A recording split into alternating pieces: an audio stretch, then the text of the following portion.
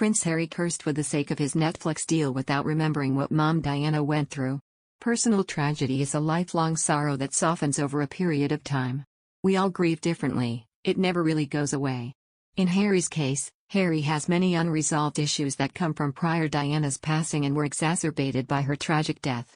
The present climate, especially a ridiculous musical about her, the inaccurate TV production all contribute to rehashing a painful memory. This is exactly exploitation for money, not compassion.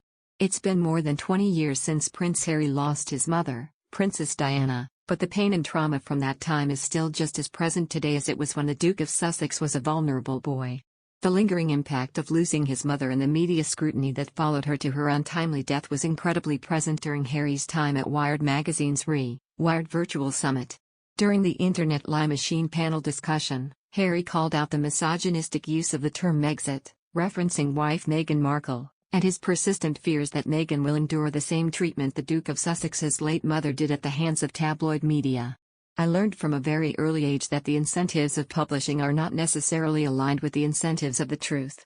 For Harry, the father of two, reminded summit attendees that he is all too familiar with the pervasive tactics of intrusive media outlets. I lost my mother to this self-manufactured rabidness, and obviously I'm determined not to lose the mother to my children to the same thing. While this isn't the first time Harry has drawn such a comparison between his late mother and his wife, it's definitely one of the starkest in recent memory. In the past, Harry has discussed how the treatment inflicted on wife Meghan by tabloids isn't dissimilar from what his mother went through, only this time, the internet and social media has amplified that scrutiny to the nth degree.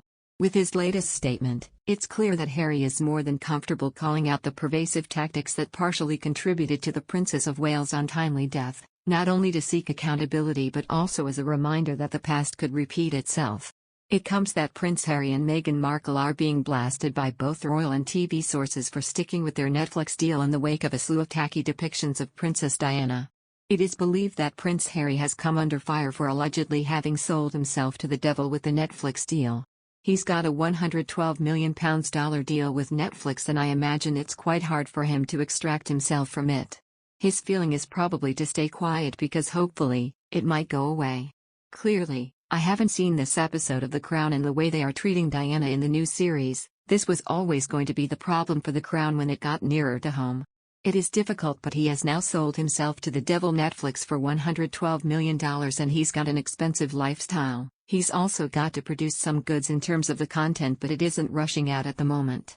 Before concluding, he added, so he's in a very difficult position and presumably, they are loathing to get rid of that deal. The term Megxit was or is a misogynistic term that was created by a troll, amplified by world correspondents, and it grew and grew and grew onto mainstream media. But it began with a troll, the Duke of Sussex fervently said during the panel, per people.